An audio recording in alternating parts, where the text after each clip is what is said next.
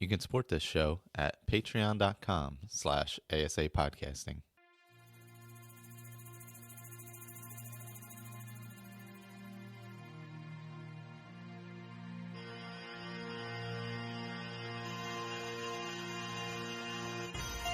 Welcome to a Skyrim Addict podcast, where I will discuss my adventures and misadventures through Skyrim.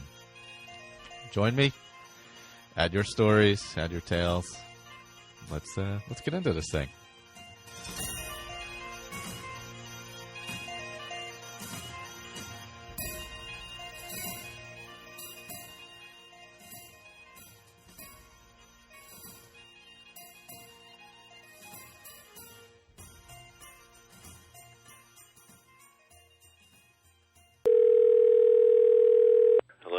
Hello, Skyrim Addicts. This is Andrew from the Roundtable, and I thought I would check in with our listener challenges that we've been assigning each other in the Facebook group. See, if you join up in the Facebook group, this is the kind of fun that you can have.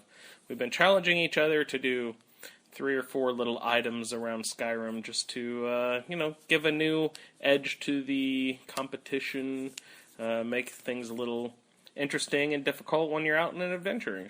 So Colin from the Roundtable and Facebook group challenged me to recruit 3 followers for my character Poit. And he was thinking that since Poit is a level 81, that I might have some trouble finding followers that I hadn't used already in the game. Little does Colin know that I didn't use many followers as Poit. She did lots of adventuring on her own. So I did have some trouble, but it wasn't too terrible. The first follower that I found was named Enman, and Enman is a miner from Karthwasten. He is obtained during the quest Heart of Dibella, and that is obtained when you go to the Dibella Temple over in Markarth, that tower right in the middle of the city. When you're there, the priestess tells you that the Sibyl of Dibella has died, and they need to recruit a new one. Well, the fates have told them that Fjoltra is the new Sibyl who has been appointed by Dibella herself. Fjoltra is the daughter of Enman, and she lives in Karthwasten, so you've been told. But when you go to Karthwasten to find Fjoltra, Enman gets really sad and says, "Oh no, our little girl's been kidnapped by the Forsworn." So he needs help in retrieving Fjoltra from the Forsworn. And so I asked Enman, "Would you like to come along to help?" So Enman came with me, and that was one of my followers achieved. Little did Enman know that I had zero intentions of going to help him rescue his daughter. Sorry, Enman, but I just needed you to follow me to please the Grandmaster Colin. So you could go to Broken Tower Redoubt, but that was not in my plans. And just so you know, Enman is a non-essential character, and he only wields a pickaxe, and he dies super easily. So my next follower I wanted to go grab, I just went over to Riverwood to see if I had killed Sven, or to see if a dragon had munched on him yet. But no, Sven was there in the inn there, Sleeping Giant, I believe it's called.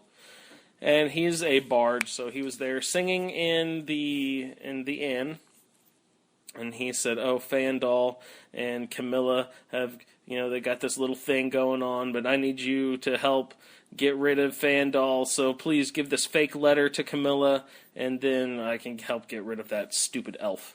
So I went and gave Sven's letter to Camilla, and told Camilla that this was a letter from Fandal. And she's like, "Oh, I never want to see him ever again. Screw that guy."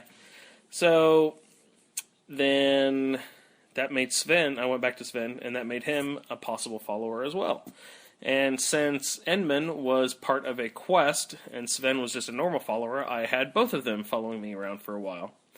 But then Colin had mentioned, oh, maybe you can find Arendor, that guy from Dawnstar, and he's the guy with, there's a castle up on the hill, and you have to go I don't know, there's people under some sort of spell from a wizard, and you go find the Skull of Corruption. That whole quest, that guy is Arendor, and I thought that I could get him too. But as it turns out, I went up there, and I had already done that quest. So, Colin, you did foil me once there. But I just happened, when I was up in Dawnstar, found the roving camp of Khajiit. The Khajiit, I almost said bandits. They're not bandits. They're like dealers and traders. So there, Carjo was like, "Hey, buddy, I need you to help fetch my Moonstone amulet, please." So I said, "Okay, that sounds like fun." And Juan from the group said, "Oh, if you go fetch his amulet, he'll become a follower for you." So I was like, "Oh, awesome." So this will be my third follower. So I went over to the Uttering Hills cave, battled some Somerset shadows, and they're kind of weak, little, almost like bandits, but I don't even think they're as strong as bandits. But Poit has pretty much all their power that she could want, and lots of spells and stuff. So I pulled out not the ice spike, the ice spear, which is even more powerful. And you get some really cool kill cams with the ice spear, and you load it up and you shoot it really far, and you see people get hit, and then they just ragdoll and tumble off into the distance as they get slammed with an ice spear. So you get some cool kill cams there at the Uttering Hills cave. Killed a bunch of Somerset shadows. And then I went back to Dawnstar to find Carjo, but those stupid dealers and traders had already started to wander off. So they were heading over towards Windhelm. And there's some giant camps south of Windhelm a good ways. And I ran across them there, and there was an epic battle between a giant and an ancient dragon, and a saber cat was there, and the mammoths were all attacking, and the Khajiit were all attacking, and I lost Enman. Poor little Enman got stomped by a mammoth, I think, or maybe got blasted by an ancient dragon. But we lost him there. Rest in peace, Enman. But then, after the battle was over, I gave Carjo the Moonstone amulet, and he was, "Oh, purr, thank you so much. I love my Moonstone amulet." And so I gave that back to him, and everything was great. And so that makes my 3 followers recruited. I said, "Hey, Carjo, let's go." And then we went back to my house, which is up near Morthal. Well, I forget the name of that house, but the one that's between Solitude and Morthal. So now we're saved, and right now Poit is sitting down to a nice dinner with Yosalda at our home, and Carjo is standing awkwardly in the background, talking to the bard as she strums a song for us. And I would like to extend a challenge here. Hopefully he's still listening to the podcast, and I know he hasn't played any Skyrim in a while, but let's see if we can get Blake to jump back into Skyrim for a little bit. Blake, I would like to challenge you to do 3 different things. I would like for you to, 1, ride a dragon. Number 2, I would like for you to construct the shell bug helmet. And number 3, I would like for you to obtain the champion's cudgel. Or cudgel, however that's pronounced. So those are the 3 things. Ride a dragon, build the shell bug helmet, and grab the champion's cudgel. So Blake, I hope you accept this challenge, and I'm happy that Colin challenged me to do my 3 little things. It was a good little playthrough, and I've actually enjoyed resurrecting Poit again. It's a good time. So if you have any challenges for any other people in the group, go ahead and submit them in the Facebook group or call in with some voice feedback from Michael. And I hope everyone's having a great playthrough with their current characters. If you'd like to sign up for the roundtable to either be on the podcast or just do a little playthrough with us, we are currently on Solstice right now. You can write us at skyrimroundtable@gmail.com. And I hope everyone is enjoying their adventures up on Solstice. And happy Skyrimming!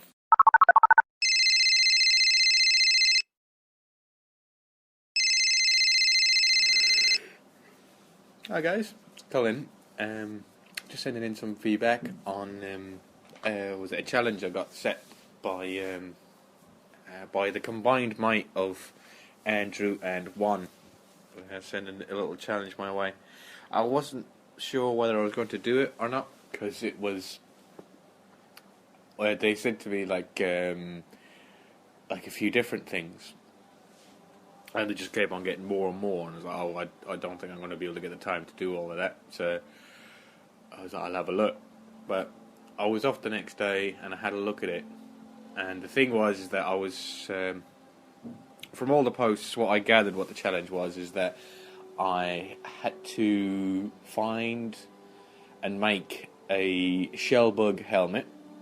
I had to find 3, I forgot the name of them, Daedric artifacts, and then I had to go and confront Karstag on Solstheim while wearing the shellbug helmet and having the 3 Daedric artifacts. So I did.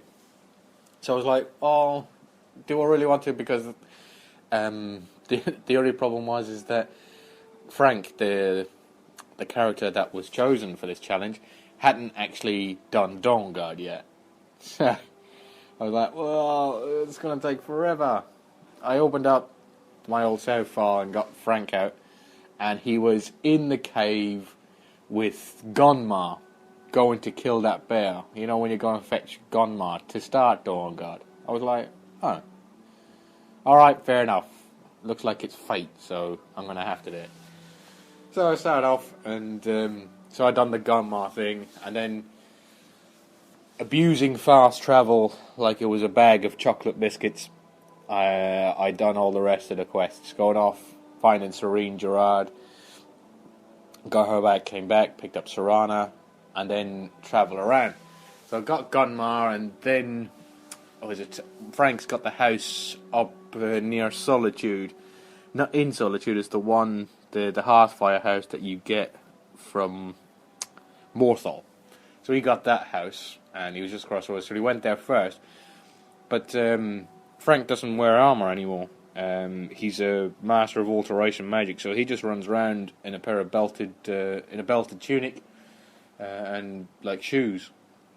So he went to the house, but grabbed some soul gems to charge up these Daedric weapons he was going to use. And other than that, he didn't grab anything. So while we were there, we seen Solitude. So I thought, I'm going to need. Oh, that was one of the Daedric artifacts I had to get. Had to be the Wabberjack. Thanks, one.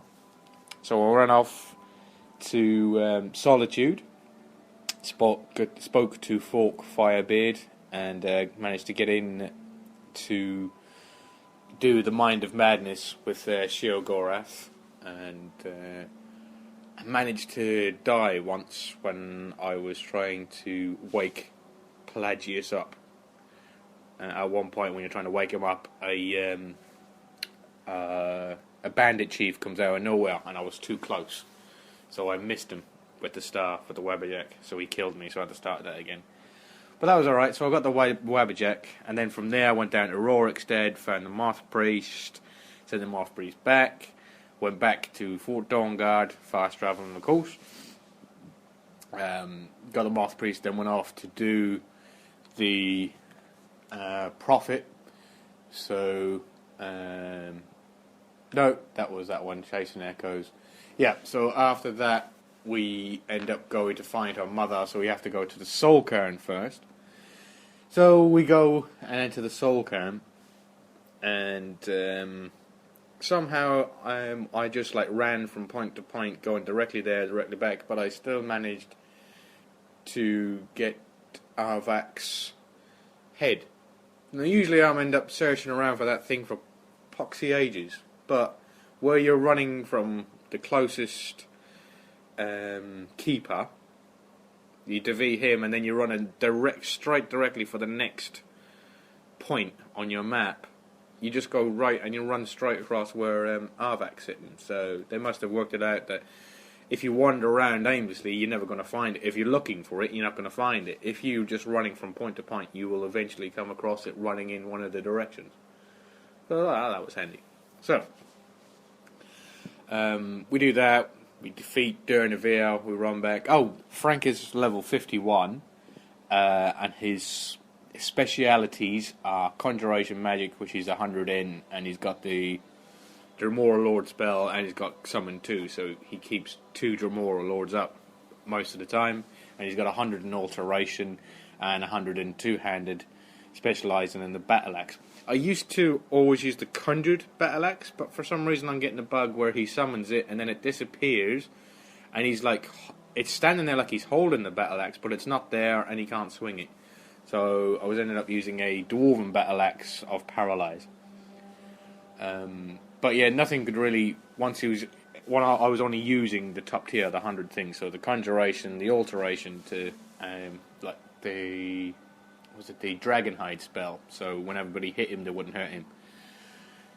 So it was just running through, pretty much anything was being killed straight away. It wasn't any much of a problem with him.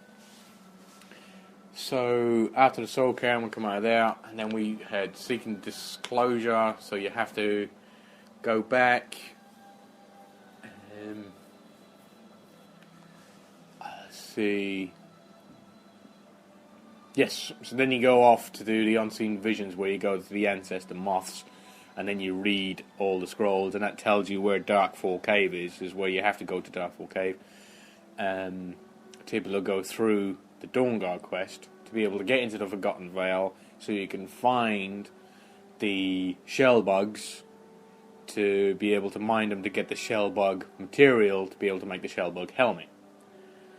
So, get there, read the scrolls, fast travel as close as we can to Darkfall. No, actually, I actually had already discovered Darkfall Cave in my wanderings. So, fast travel straight there, went inside, started going through Darkfall Cave, came out the other side, finally got to Forgotten Vale Cave, which doesn't show up on the map, because nothing shows up on the map in Forgotten Vale, and not even those bloody way shrines, so you got to hunt around for them. But you get there, and then once you kill everything, if you go real quiet, you can hear like this trilling sound, and you have to go up in a little walkway on the left hand side, pull a lever, and that opens up a back room, and you go in there, and then you have to mine a shell bug with a pickaxe, which I didn't have. No, I did not have a pickaxe, and there is no pickaxes anywhere in Forgotten Vale. So then you can't fast travel out either. I think you can't anyway. I didn't try because I was so annoyed. So I had to go through the whole Forgotten Vale, go through defeating all the Falmer, getting all the way out to the other end, defeating Gelibor's brother, the Arch-Curate, killing him, get out, get the bow, get out of Darkfall Cave, run to where the orcs were. They had a little settlement nearby.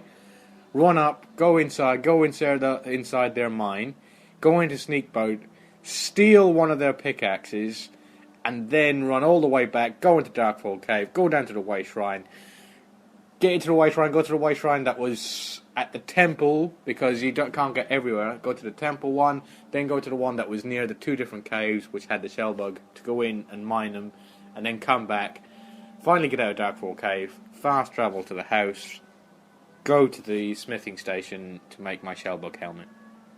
So that was fun.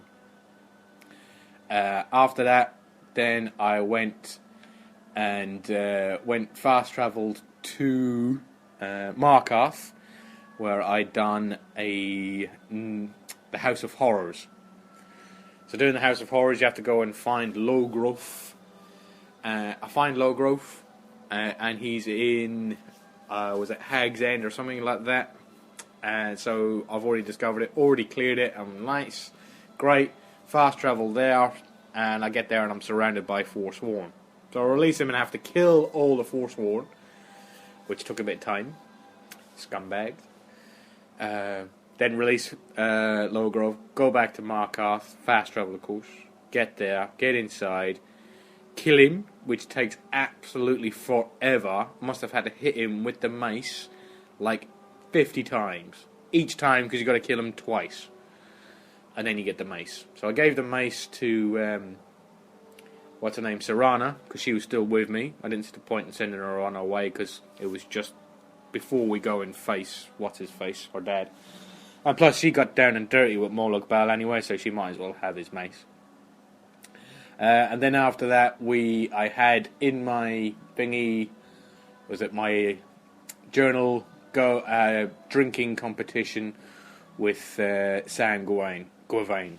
So I fast travelled to where he was, went in there, and then done a night to remember. But I just used speech the whole way through, so I didn't do any of the quests. I just went there, intimidated them, and got them to tell me where I needed to go to be able to get to Morvanskar, meet Sam, and then get Sanguine Rose. So once that was done, then I needed to go and find Karstag. But I hadn't started Dragonborn yet either, so I had to go to Windhelm, go to the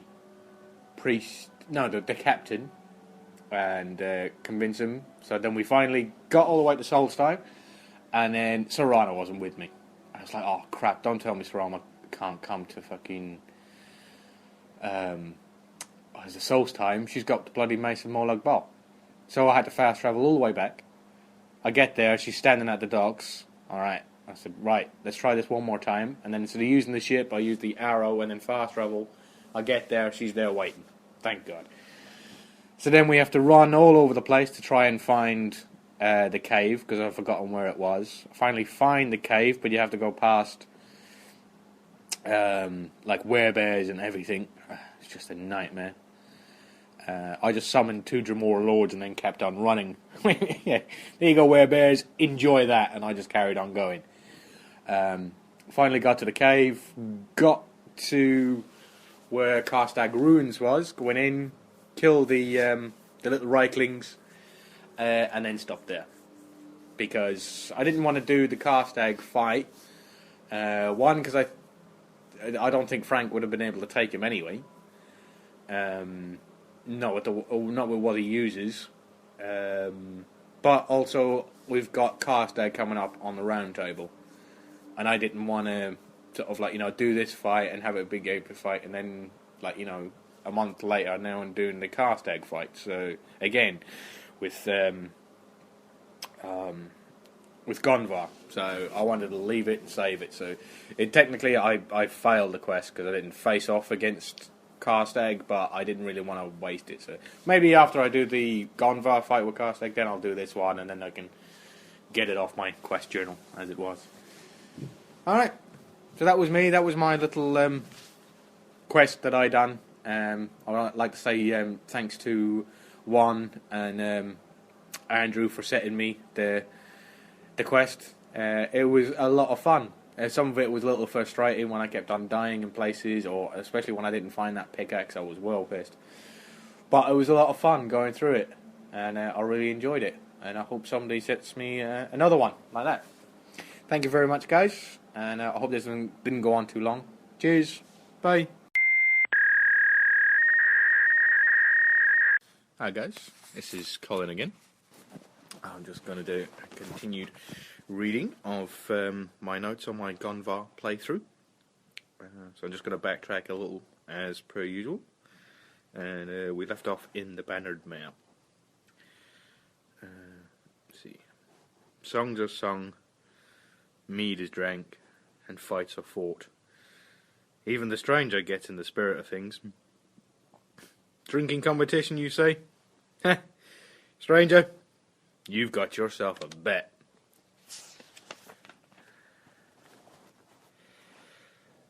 Oh, my aching head. I don't know what was in that drink Sam gave me, but I'm pretty sure it's what wiped out the dwarves. Oh. I get to my feet to the excruciating sounds of some priestess moaning about the mess I've made of the Temple of the Bella. She must be drunker than I am. It's Kinnereth, you idiot. There's no Temple of the Bella in Whiterun. Ugh. Bollocks. When I finally get my head on straight, I have a look around. Luckily I do have Aethys with me. Kind of. His eyes are even redder than usual. And he's missing his helmet. And his boots. I was about to ask, but it was obvious he knew less than me. And then suddenly, my head exploded. Thanks to Miko. And the loudest bark in the history of all dogs. On the plus side, we do find Aeth's helmet. It actually suits the little mutt. Markarth, so... Oh, I must have been drunk. I'll find out from the priestess where I might find Sam. I hope this staff is as powerful as he claimed. I don't fancy beating him to death with just some common old staff of frostbite. Oh. I head straight for the gate. I'm out of this hole.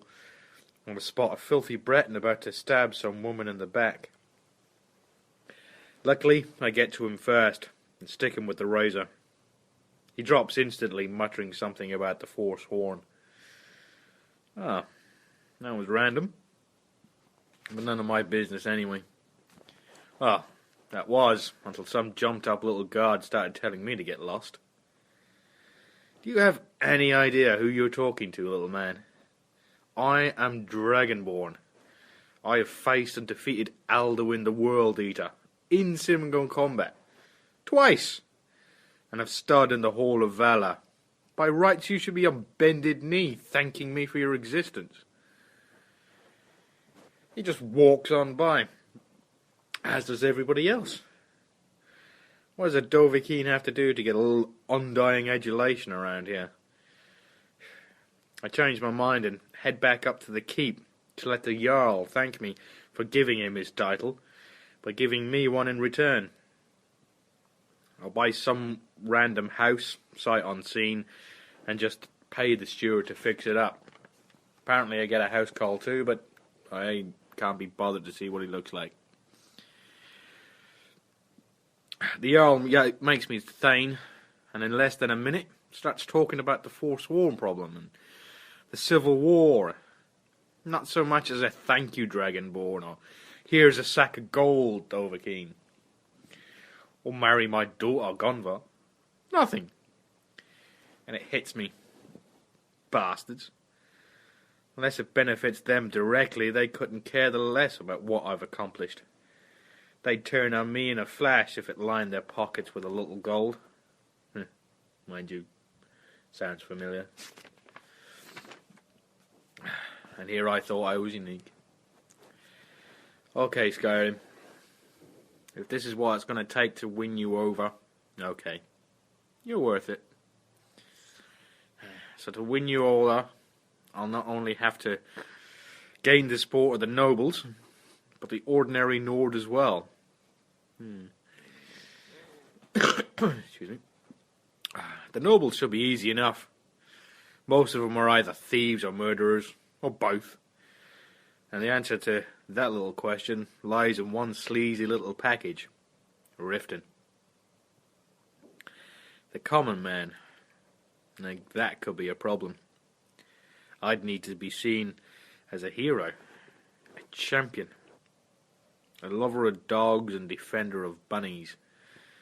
Yeah, 1 out of 4 ain't bad. But it also means I can't be seen as a thief or a murderer. Yeah, means no more executing random Imperials out on the road. I'll need a disguise too. Mask, probably. And then I'll probably need to change how I act when I'm wearing the mask. You know, Nakareen. That mask I picked up after going after Alduin. Congratulations, Nakareen. You're about to become the second most famous man in Skyrim. A little switch to destruction magic, and roads should do the trick.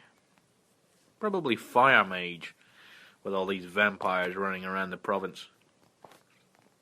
And with any luck, any crimes I'm seen committing will be attributed to him. The last thing I need now is another stint in prison. So, right, as my first act of unselfish heroism will be to fix the Forsworn problem here in the city. If I didn't know better, I'd think people were laughing right about now. After running all over this damn city, I end up right where I didn't want to be. Back in prison. But I'm about to feel a whole lot better about being locked up and sitting in a mine. I find out the orc has the key to Madneck. And he's the key to finishing all this crap. So I head below and unleash mayhem on all of them. And then I call on the beast. I tear through all the rest of them, taking my fill. But I have to revert back to be able to get the key. Once I do, I head in, go for Madneck. He's sitting down, so I throw the snowman at him, and then, once he's up, I bury the business end of a pickaxe in each eye. Mud, blood, filth. I head outside, and Silverblood is waiting. I take my stuff, and his ring. Then I take his life. I grab the ring, and go for the keep, and throw it at his brother's feet. Jarl indeed. This is the price everybody pays for betraying the Dragonborn. I leave Markarth and head to Rorikstead to try and get a lead on Sam. After Aethys slapped a farmer around a bit, we'll finally get some new information, and we're all glad to hear the name Isolde. Isolde and Whiterun. Home. But it's not good news. What do you mean fiancé, Isolde? Wait, what do you mean he? I'll tell Aethys to get lost. The laughter wasn't helping, so I head inside Bree's home. Lucia is happy to see me, and can't wait to tell me of all the things her and Omlug have been up to since he arrived. So that's his name. I go upstairs and Omlug is with Lydia, who has a smirk on her face that a warhammer wouldn't shift. When he sees me, he greets me with, "Hello, my love." And I greet him with the razor, and he quickly changes his tune. I'm sorry, I just had to get out of Markarth, and the mine, and the Silverbloods more. He says he sees his chance when I'm drunk off my ass, and he took it. He says he'll do anything. Please, just don't send me back. Or kill me. It's lucky he added that last part. I shake my head and put the razor away. You can't help but admire the sheer audacity of it. Alright, fair enough, half-breed. I'll let you live, for now. But one full step, and your dog food, got it? Now, get out of my room. After the week I've had, I need some sleep. You can have Lydia's bed, seeing as I'll be telling everyone you're her new husband. Smirk removed, warhammer unblemished. I get up the next morning, and Omlug says something about opening a shop or a stall. Whatever, I wasn't really listening. Welcome to married life, Omlug. By the way, I'm leaving and I have no idea when I'll be back. Lydia, if he hurts the kid, kill him. I get to Jorvaska, and after a long discussion on what is, and more specifically what isn't, viable conversation topics, I tell Aethys to follow, and we head out to conquer Skyrim, one good deed at a time. But first, kill Sam Gorvain. On the road to Morvanska, we noticed that Voltheim Towers has been taken over by a new group of bandits.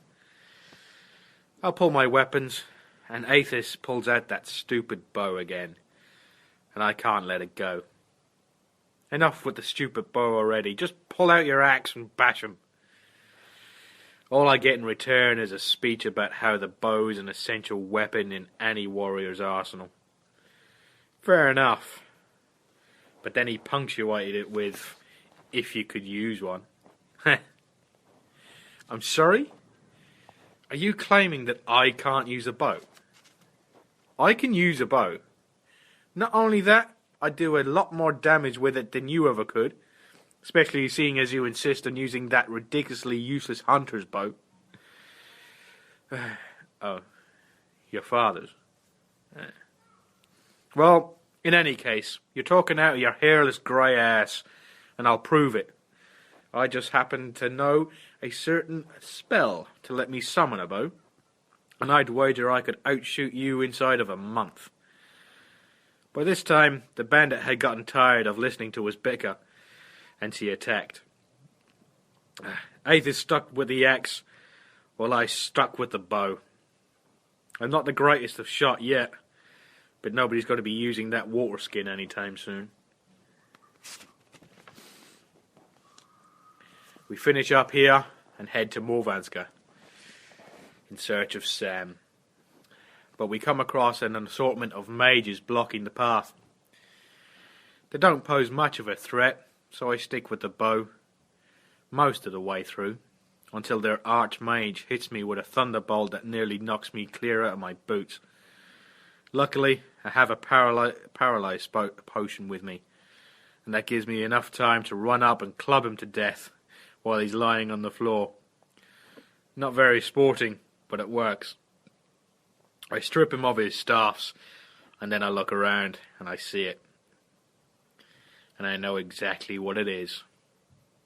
A portal to oblivion. I forget the bow completely, and pull my real weapons, and we head in. Not exactly what I pictured. More of an alchemist's wet dream. We come to the end of a path, and I see Sam. I don't know who he is, but I do know what he is, so I play along. I might be arrogant, but I'm not stupid. Oh, Christ. Sanguine. Fun? You put me through all that just for fun. You know I married a guy, right? He's not even a Nord! Luckily, before I totally lose my cool, he teleports me away, back to the Bannered Mare, with the staff. It looks pretty good. But what does it do? Whoops. Sorry, Holder. It's good to be home, though. Gives me time to think on where to start with my Kill 'em with Kindness campaign. It also gives me a chance to sort out all the clutter I've accumulated. And it's in amongst all that crap that I find my answer to how to start. The letter I received from the Jarl of Falkreath. An Imperial toady, but an offer of thainship is not to be sniffed at. And that's where I'll start. But I think I'll go there accompanied by somebody who will garner a little greater respect, other than Aethys. A pretty face that will sell my noble champion routine. Farkas and I arrive at the Longhouse, and we're both astounded by the arrogance and sheer sense of entitlement of the miserable little pissant sitting in the throne before us. But such is the state of politics in Skyrim. Looks like I'll have an easier time of advancing my station than I thought, if these are the attributes that are rewarded with a title of Jarl. Mind you, it certainly puts Balgruuf higher up in my estimation, but not by much. On the way out of town to take care of Sidgeir's bandits, we help a few of the locals out. A delivery here, a little help harvesting there. I'm a little ticked at having to help the Altmer priest, but he probably has a lot of sway with the Jarl, so I'll bite my tongue. While on the road, it also gave me the chance to tell Farkas the real reason why I asked him to accompany me. For the longest time I have struggled with who should lead the Blades in my stead, to be the face of the Blades and represent them with honour. I had thought of Aethys, but I need his loyalty to be to just me, and not the Blades. He's my right-hand man, as they say, my consigliere, as the Imperials call it. Sounds kind of fruity to me, but fair enough. Farkas accepts my offer, and acts as if I'm doing him the favour, and not the other way around. After we downed the bandits, we head up to Carspire, and after dealing with all the Forsworn outside again, we talk to Delphine, and she gives him the oath. When he's all sworn in, I head off on my own, let him get used to his new surroundings. On the long walk back to Falkreath, I pick up the priest's journal and have a long think about who I could induct next. I'll need a mage, of course. I think of some of the students at the college, but they're just kids and don't need that kind of responsibility yet. I'm also going to need someone ruthless and underhanded, just on the cusp of pure evil. But the Aethys already has that covered, apparently. His ex has been hanging around the drunken huntsman, selling her skills to the highest bidder. I suppose a few missions to test her mettle and her limits. If she proves herself as good as Aethys thinks she is, I'll have Delphine swear her in and pass on all she knows of infiltration. But the mage, nobody springs to mind, and that's a worry. Esbern isn't what he was. Mind you, living for 1,000 years can do that to a person. In Falkreath, Sidgeir makes me Thane and awards me a house call, a red guard. She's very eager to please, but I have no use for her right now. I also buy a choice parcel of land. I've never thought of myself as the manual labour type. I think I mined an ore once. But you never know. The urge to build a house might strike. The stroll back home is nice. I go through Riverwood and chat to one or two of the familiar faces outside, then venture over the hill where the smell of the meadery fills the air. I even pacify the wolf that made me jump out of my skin on the way down. I stop and talk to the Khajiit outside and have a look at their wares. I managed to find a nice grey dress for Lucia. And on the walk up to the gate, the guards give me a little grief, asking if the dress is for me. I laugh and say no, Lydia, and they laugh even harder. I go on through the gate, and I can't stop the vampire from burying his war axe deep into my chest. And I'm done. It's over. I'm sorry, Skyrim. I'm sorry, Lucia. Alright, guys, I'm going to pause it there so the file doesn't get too big when I'm emailing it. Cheers, guys. Bye.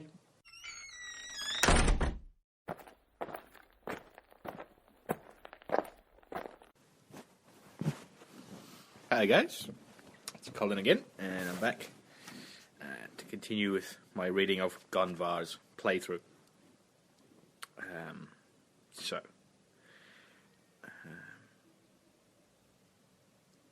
I'm done. It's over. I'm sorry, Skyrim. I'm sorry, Lucia. When I come to, the Redguard face is not the one I was expecting to see in the afterlife. And then the pain hits me, and I realise I'm still alive, but not sure how at first. But I quickly come to realise and come to the conclusion that I owe my life to the 2 Alakir warriors encamped at the front gate in search of Sadia. I almost feel guilty at killing their leader, Kevin,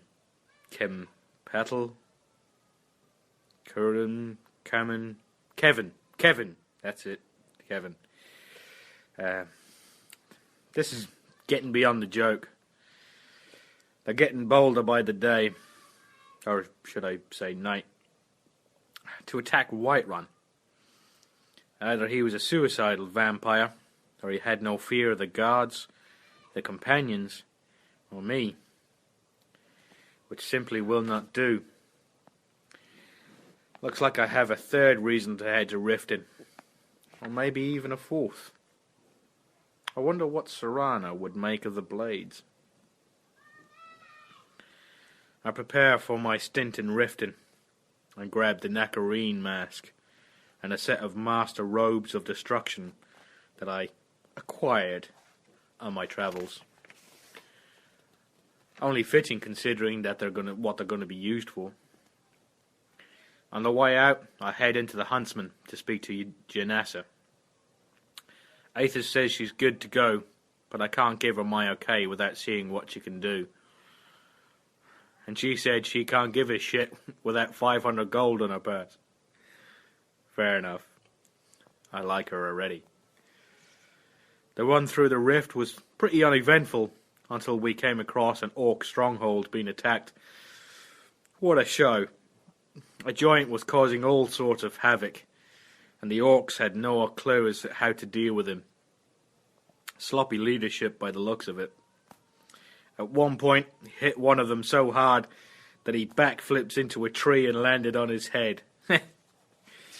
I was laughing so hard that I didn't see that the giant had already finished off the rest and set his sights on me.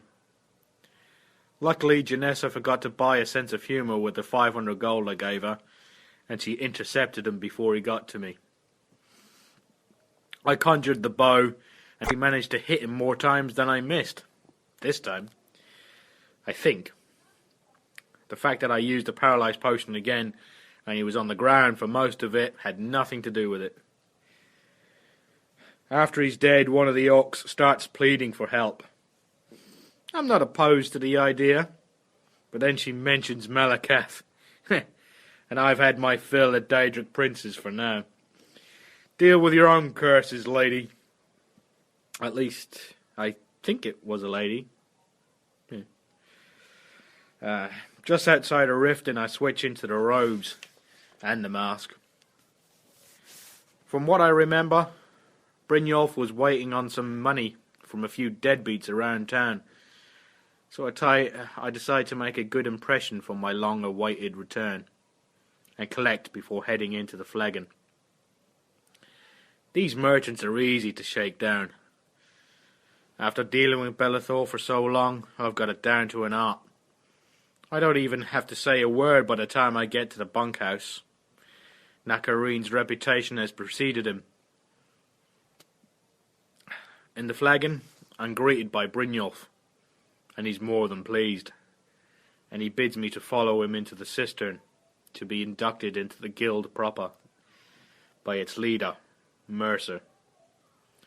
He's wearing a little tight, and from the tone he uses when talking to me, I can tell Brynjolf hasn't shared my actual identity with him. Or anyone else, it seems like. What do you know? Someone I can trust in the Thieves Guild. I just have to make sure I never get caught doing one of their jobs, which shouldn't be too difficult for a master of illusion. With any luck, I'll have half of them handing over their stuff of their own free will. Or my will, should I say. Mercer sees what he's got straight away and gives me their toughest job. Quite a compliment from the best thief in the guild. I think I'm going to like it here. I talk to Vex and Delvin, the lieutenants in the flagon, and get some info and some extra jobs. Making them some money will go a long way in solidifying my position here.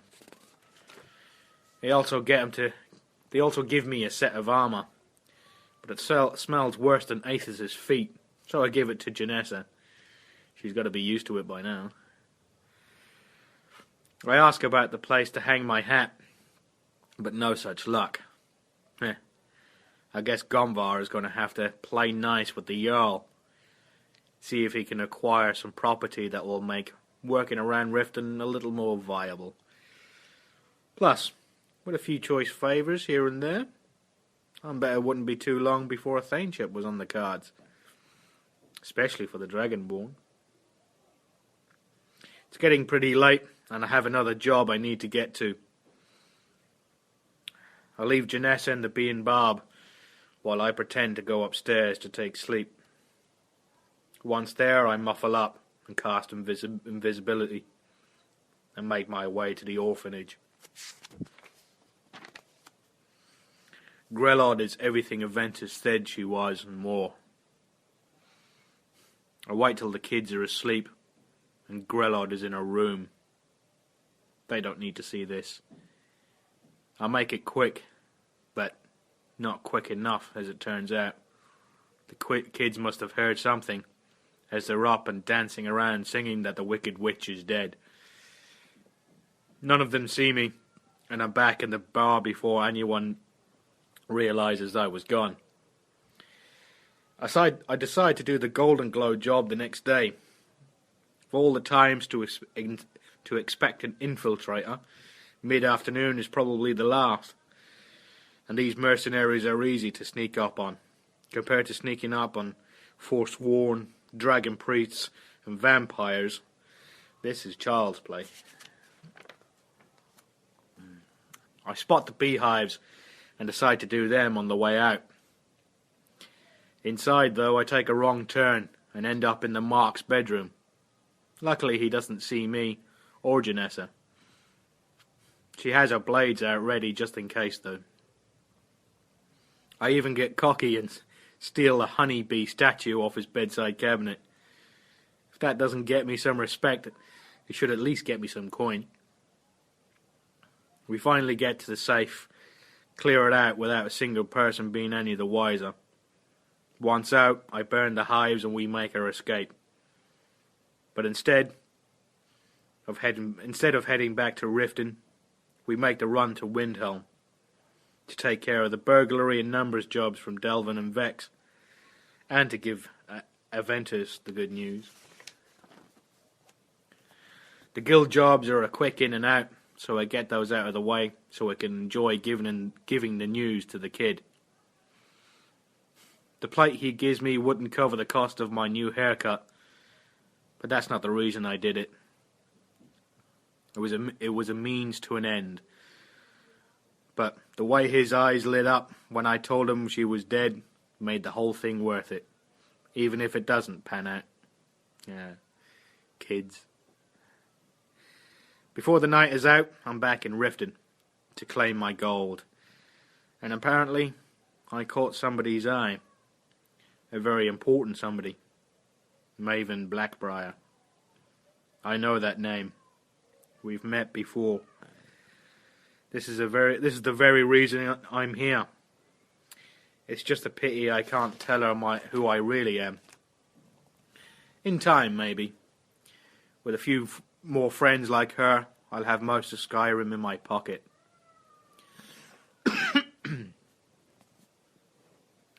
I leave Janessa outside and take the meeting alone. I find out that the job is in Whiterun. I knew it would happen sooner or later. I suppose I shouldn't be surprised. It is one of the richest cities around. I'll just have to be extra careful while working near home. And I'll have to take Janessa to Skyhaven now. If she sees with Nakareen and Gonvar, people might suspect something. And not the happy horizontal kind of something. Delphine wasn't too sure, but she trusts that I know what I'm doing. The Whiterun job is just your standard sabotaging of the competition. Apart from the man that would be king of the skeevers downstairs. That, and the fact that I'm being led somewhere by someone who's not as clever as they think they are. A perfectly executed plan with one glaring oversight. There's no way they could be that sloppy. But I'll play along for now. I want to show off my complete lack of surprise. I spend some time at home working on my smithing. I make a few different versions of the Nordic armor for Aethys, and then I tried a few of them in for some of that malachite ingot, for those malachite ingots, and try my hand at making those weapons. They're not bad at all, but it does give me a few ideas about converting the dragon bones I've been collecting into weapons. But I'll need a bit more practice, and I'm all out of pelts. I guess I'll just have to hunt every bear I come across on my travels. What a shame. As I'm finishing up, a courier drops off a letter for me. He seems a bit nervous, and I don't think it's me who's making him so. I open the letter, and it simply reads, "We know," under a handprint. Who in oblivion is the Black Hand?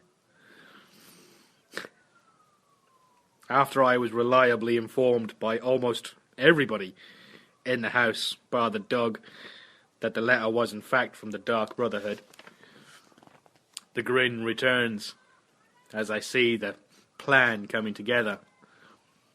But also in a bid to try and excuse me, in a bid to sell the "I was only testing you" line I tried to pull. I'm pretty sure Miko bought it. This is quicker than I expected, though. I still have preparations to make. I grab my travelling gear and give the kid her usual kiss goodbye, Lydia her usual instructions, and Omlug his usual threats of death if anybody finds out who he is. I grab Aethys and head to Riften. Maven is happy enough at the outcome of the Meadery job, but she knows nothing of the symbol or the name in the letter. But when I get to Mercer, the pieces start coming together. He doesn't share all he knows, but I'm still new, so I let it go.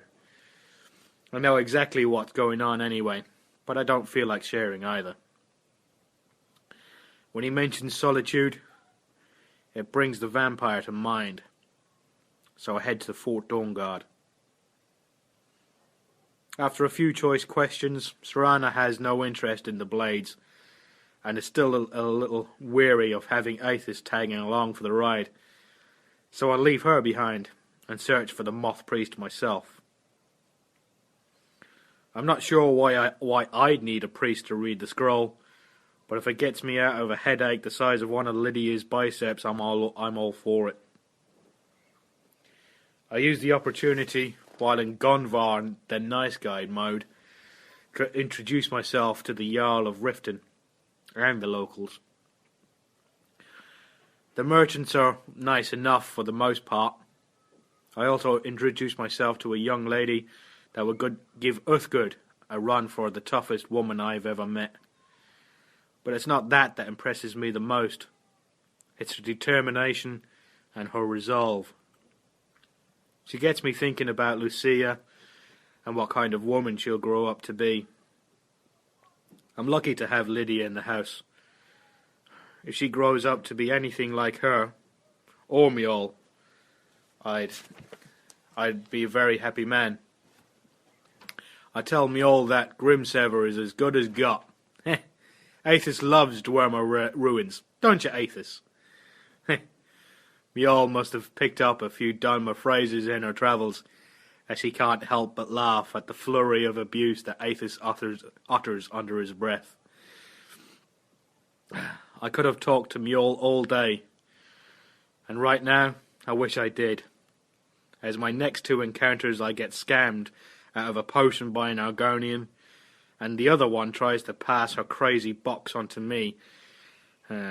But luckily, I have just the man for Dwarven ruins with me today. After a full day of smoozing, I decide that ending the skooma trade is my best chance at making a big enough impression. No one of any import is seeing any money from it, and it'll be a quick hack and slash job. Turns out the shopping list that is the bigger job. 10 fire salts, 2 flawless sapphires, a mammoth tusk, gold ore, 3 flawless amethysts, a whole heap of nirnroot, death bloods and nightshade. I also added Daedra heart and troll fat to the bottom of that list. Might as well see if Malakath will play nice and give me something shiny. I check in with the Jarl and let her know, just to make sure I'm not stepping on her toes. She gives me the go-ahead, and I hear a very frustrated "finally" from behind me. After a day like today, Aethys just needs to kill something. And kill something we did. After finishing with the guys in town, we head north to take out the leader and his friends. And seeing as we were killing everybody anyway, I let loose with the firebolts, which worked out well as we had them bottlenecked coming up from some wolf pits. It's like they were queuing up to die. We pick up a few choice items worth selling, so afterwards I head to Windhelm to sell it off, and to take care of some jobs around town. When I'm making the rounds with the merchants, I found out there's been a murder, and a pretty brutal one at that. Excellent. A perfect opportunity for me to show how compassionate I am. Although I should stop smiling while the guard is looking at me. Wolfish grin. That's pretty funny. But right now, it's that aspect that's going to put this case to rest. Instead of roaming all over the city and ending up in jail myself again, I just followed the blood trail that's screaming out at me. It leads to a house nearby. Locked. But I'll doubt they'll mind. The place reeks of death. But where else would I be on a Freda's night? It doesn't take long to root out some evidence. The necklace is a clue, but the diary in the Delphine-esque room seals the mage's fate. And I manage to refrain from gloating when the steward hauls the freak away. I do my best Aethys impression and stand there, silently judging. Him. It's getting pretty late, but it dawns on me that the ship that brought all of the Aethys' brothers and sisters over for a game of Swap the Firebolt ports here, and I feel like having a little chat with the captain. It's then that Aethys feels the need to advise me that planning on attacking a league of Dunmer cultists with flames wasn't the best of ideas. Maybe not, but there's something hilariously satisfying about sending a dark elf to whatever Daedric prince he's worshipping that week, and having him to admit that he died at the hands of a Nord, slinging firebolts at him. I would have sounded more impressive if I hadn't screamed like a little girl at the end of that, which is pretty ironic considering what I see when I turn around and glimpse the cause of my distress.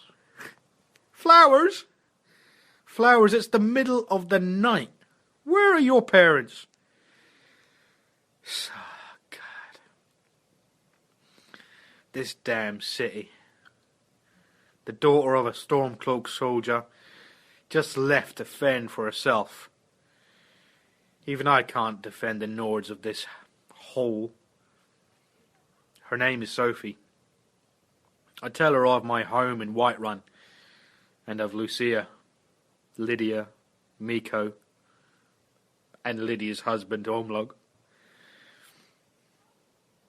She seems to like the sound of it, but I can't help but notice the nervous glances she makes towards Aethys. I assure her that she would be a welcome addition to our home. She needs some time to get her stuff together and say her goodbyes. and that she'll see me back at Whiterun. I make sure she has enough gold to get the carriage, and I buy all the baskets she's been acquiring from around the city. But from the price she charged me, she could probably buy her own horse. Good girl. Right, guys, I'm going to leave it there so the file size is nice and soft. And small. I can get there. Thanks, guys. Bye.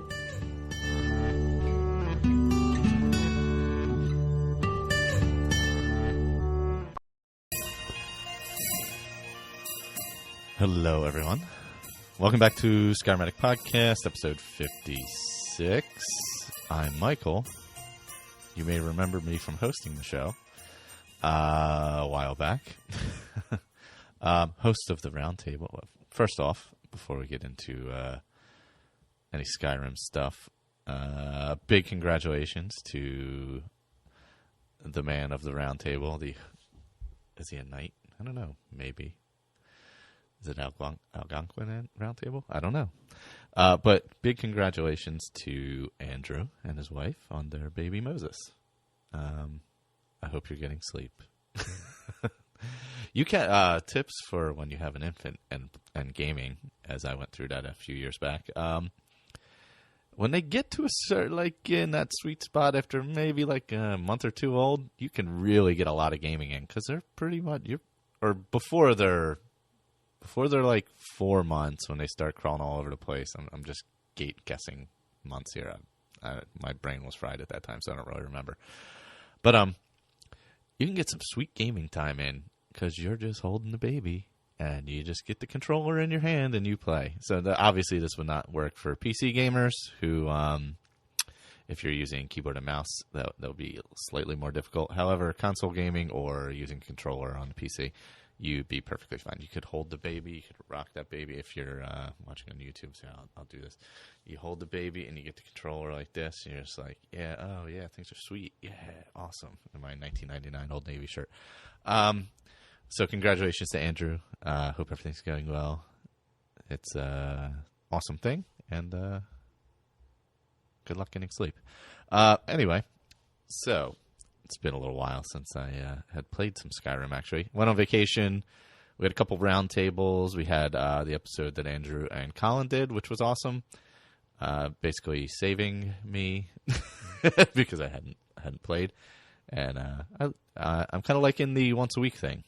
And, just making sure there's content once a week and things like that. So if everybody's cool with that, that's awesome. Anyway, let's see what I did. Let me pop up my notes here.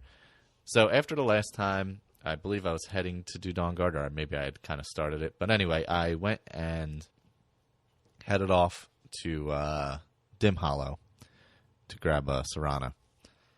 So I think on my way there, I ended up at Frostmere Crypt.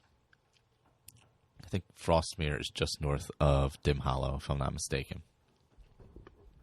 South of Dawnstar, like east of Morthal. Or northeast of Morthal, something like that. So, I wander in there. Let me pull up the Pale Lady thing so I can remember exactly what all transpired. Yeah, so I get into Frostmere, and you come across Aisa. She's kind of being attacked, or attacking, or battling, whatever you want to call. And she has a journal, which you can read. And in Aisa's journal, and I always thought her name, I don't know why, I always read it as Elsa. Maybe it's like a Frozen thing, but Aisa is Aisa, E-I-S-A. She just kind of goes through how she had left one bandit gang and kind of stumbled upon Rajir, or whatever his name is, and then joined up with Kier, who you find his journal a little later on. So you get that little backstory of what was going there, and then Rajir is like, he's seeing the Pale Lady, and he thinks the Pale Lady's coming for them. And Elsa is like, oh, he's just kind of crazy. Well, maybe he is, maybe he isn't. So as you go through, your let's see, Frostmere Crypt. I'm trying to remember. You got to lower some drawbridges, battle some bandits, normal stuff. You get into this other section, and it's like a grove inside, almost like a giant cave with a grove inside, and you see Rajir. I guess I'm saying his name right. Rajir is all the way up at some altar, and here comes this Wisp Mother. And I think you can save Rajir if you're super fast. I did not. He died. That was sad for him. But I ended up, because I'm using the bound bow still, so I've upped my level to, I believe, legendary, because the bound bow was getting too strong. It's either legendary or the one right below that. What's that, master? I'm not sure which. I think I bumped it to legendary maybe after this then. But I know it was at least at master at this one. Because the bow was just getting too strong, and I was one-shotting everything, and it was getting a little tedious. But, yeah, so the Pale Lady pops up, and I think it took like 3 shots to get her. But I was far enough away where, she had split into 3, and then you got to kill the one that's the real one, and all that stuff. You hit the other ones, they just kind of blow up as you hit them. But so you get that, and then you're up getting the Pale Blade, which is I forget what the enchantments have on it. I'll look that up in a second. But so what I did not know when I was looking this up is that you can recharge the Pale Blade at Frostmere Crypt anytime you want. All you got to do is bring the Pale Blade back and put it on the altar, recharge, and pick it back up. I never knew that happened. That's pretty awesome. So that's pretty cool. Oh, and also Aisa, Jesus. Aisa and Rajir were a part of Hajavar's Iron Hand gang, and they mutinied and escaped. And I guess you find that in his journal. I actually did a little reading on these. I didn't have as much playing time as I'd liked, so I wanted to kind of get a little backstory on them. But yeah, so I didn't know you could recharge that Pale Blade anytime you want it, which I thought was a pretty cool option. So if you do use the Pale Blade, take it back to Frostmere Crypt. Not that soul gems are that scarce or anything like that, but it's still a cool thing. So Pale Blade, leveled weapon, depending on when you get it. It does frost damage, stamina damage, and weaker creatures flee. So, if you get it, depending on what your level is, if you're level 27 plus, which I was, it's 25 points frost, 50 stamina, and weaker creatures flee for 30 seconds. So, if you get to the lowest level, it's 5 and 10. So, try and get it when it's higher. But usually, you know what the problem is when you get things like that when they're higher, they're not as good as the stuff you can make anyway. But, yeah, that is what it is. Because right now I'm still using the bound bow, but I think I'm going to go make a bow, even though, because I'm kind of working on smithing as well. So I think I'm going to make a bow also. But I really like the bound bow. But I've been starting to use my Seeker, my Conjure Seeker, and then Elven bow to take them out. And still using the Black Market, the Dremora Merchant. He's pretty awesome. But so another quick thing on the Pale Lady. If you read the book Lost Legends of Skyrim by Talsgar the Elder, found this up on the Imperial Library, which is awesome. It gives there's a little bit about possibly the Pale Lady in there.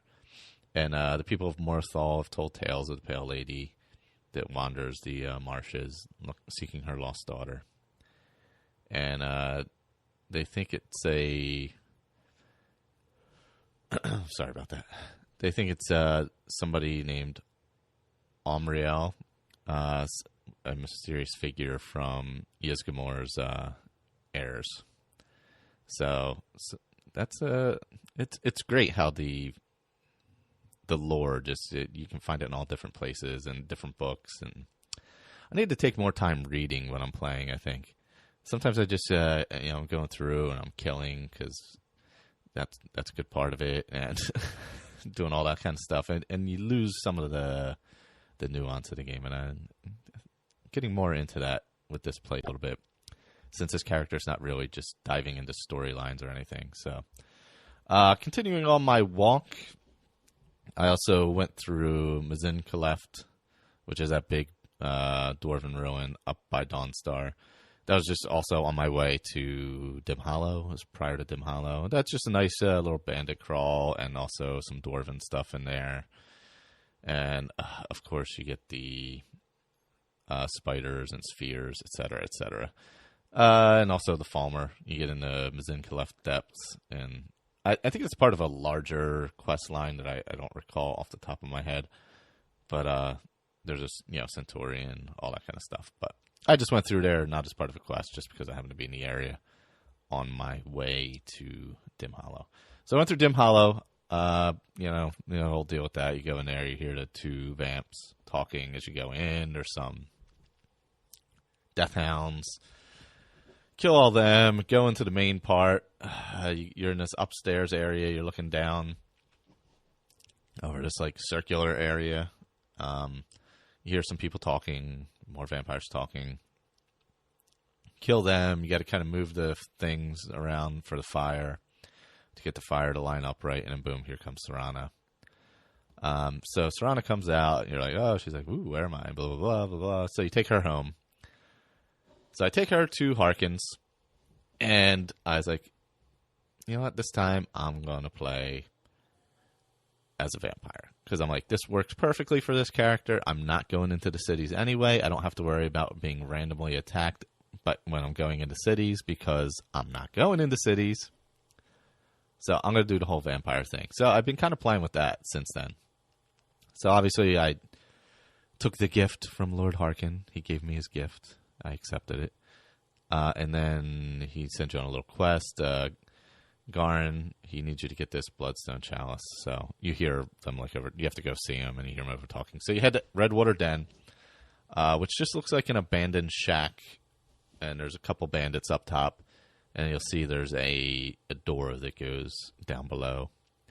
It's like a skooma den, and there's all these skooma addicts kind of lounging about down there. And there's a cage, like a moneylender's cage, or I guess it would be a merchant's cage. Whatever, they sell stuff in there. So you take care of them, and you fill this chalice with the blood that's flowing from the ground. You come across some vampires. I found it was weird that I was killing other vampires since I was a vampire. But, I did use my vamp power for a lot of it. Once I got inside, I didn't, because it becomes a little wonky when you're indoors. It's so tight, and the Vampire Lord is so big.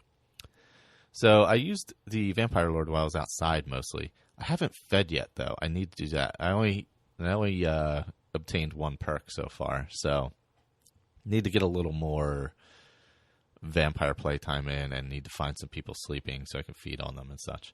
But so I filled the chalice, and I'm about to head back and let them know. So I didn't get much further than that. But I'm going to continue on with that side of the quest, and apparently they come back together after the Moth Priest part. I forget. I think I've played it both ways, but I don't recall what the differences are exactly. So I'll have to see that. And I don't think I've ever done many of the vampire side quests for like the amulet or retrieve the vampire parts. I think I may have done it a long time ago when it first came out, but I don't recall very much about it. So there's a bunch of vampire side quests that I'm going to hop in on as well. I'll have Durnavir. That'll be awesome because there's no other dragons in the game, so I can unleash Durnavir and kill a lot of people, and no other dragons can come attack me. So that'll be awesome. But yeah, so that's kind of my plan, is to continue with Orange Joyous, who's not going to cities, who's wandering the countryside. I believe I'm like a level 47 now. Obviously, I haven't leveled that much because I haven't played that much, but I think I'm going to take a little time, do a little more smithing, get that up a little bit, and build myself a nice bow with... because, I know what I was waiting for. My enchanting is like 94 right now. So I want to get some more enchanting done. I got to go sell some stuff. I got to go around to the Orcish strongholds and sell a bunch of stuff off. Because the black market guy's great because he's got 2,000. So I love selling to him. But that's not always enough for what you have. So I got to go bounce around and sell some more stuff. And do a little smithing as well when I head over there. Still using Drayla's Cottage as a base. Just kind of keep my stuff there. That's all. Nothing. I don't really do anything crazy there. I don't think you can even sleep there, actually, because you're still technically trespassing. You can't even call the Dremora. You can call the Dremora merchant in there, but he won't sell to you because he says you're trespassing, which is kind of a pain in the ass. So you got to walk outside to sell to him. But you can sell to him like in the middle of a dungeon somewhere, but you can't sell to him in Drayla's Cottage. That's a bit ridiculous, but nevertheless. I also ended up at, what's that? Falgarth Tooth? I gotta look that up. Because I just kind of wandered in there, and there's like there seems to be like a wolf fighting ring going on there, and I